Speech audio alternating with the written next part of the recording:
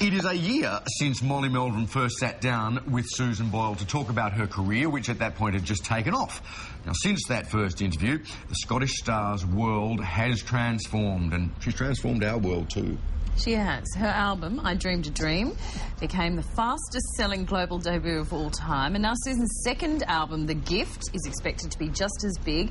Our music guru, Molly Meldrum, flew to Scotland to see how Subo, as we call him, is surviving stardom one year on. Do you like the term music guru? I mean, you have always been Huru from the Guru, but it's time to move on to, like, Swami or something even. Don't worry. You are in the same mood as you were last night. Now listen. For Adam's farewell. My God. All right. Let's not talk about that. Now, are you not feeling too well today? A little bit dusty. Let's not talk about that, Molly.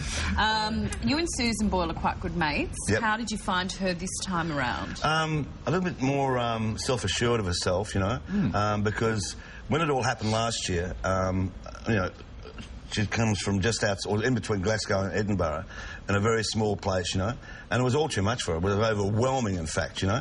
And now, I mean, she's come to grips with it, you know. And, I mean, she was an absolute delight. I mean, she, only weeks before, had performed in front of the Pope, and she's a devout Catholic, and so that was a huge buzz for her, you know? I bet. And I did suggest that maybe then she could go up to Balmoral Castle in Christmas time, because it's sort of a Christmas album, and brighten up the royal family, because they're so down up there, you know? Yeah. Don't you think? Oh, it'd be great. Yeah, she actually smacked me on the hand and said, "Manners, Molly." I said, "What do you mean?" She said, "You have to wait to be asked." I went, "Oh, okay." You know. You got to read your Brett's book of etiquette. Shall we have a look at what you had to say? Absolutely, let's have a look.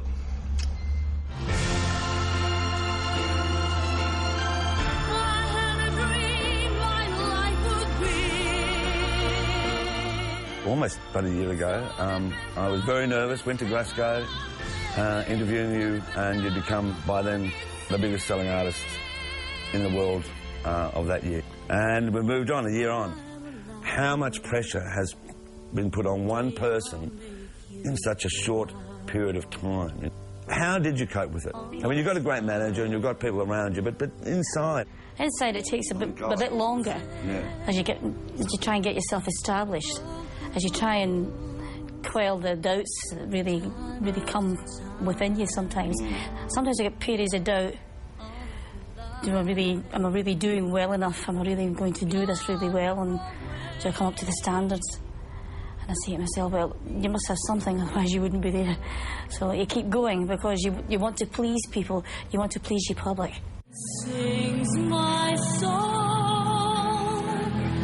my Saviour God to thee.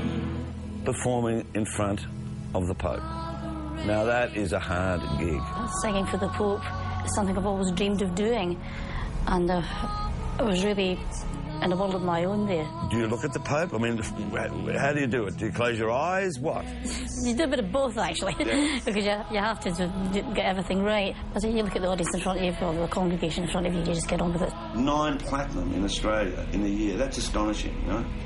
I mean, you know, worldwide, it's just massive. America, I mean, you've broken into America in a huge way. When you were growing up, what were you dreaming of? Well, taking it further, being on a TV show, perhaps taking it further. I mean, I didn't dream that it would get so massive as it was. Yeah, of course. Nobody ever knows. Nobody knows the future, and that's what makes it exciting. I've turned disability into ability. And if I can have that determination, they can too.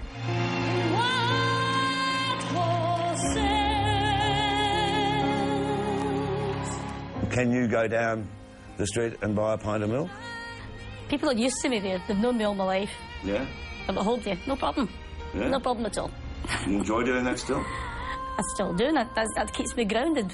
For 2011, is there a chance we'll see you in Australia, because we're dying to see you down there, and maybe even going on tour? Watch the space. That's all I can say.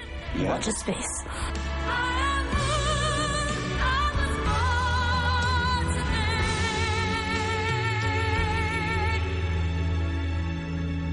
I am who I was born to be. Good Good on you, Subo. Good on you, Molly. I always pictured the Pope more as a Dylan kind of bloke.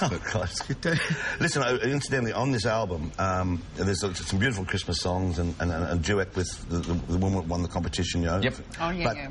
she's done a version of Don't Dream It's Over, the Crowded House really? number. It is absolutely superb. Fantastic. And I think if she does come out, it'd be great to have it like a sunrise special and have Crowded House with an orchestra, with her doing a duet with it. That'd be fantastic. That'd be great. We'll see if we can organise Yeah, we'll do that. And Molly can do his guru dance. Yeah.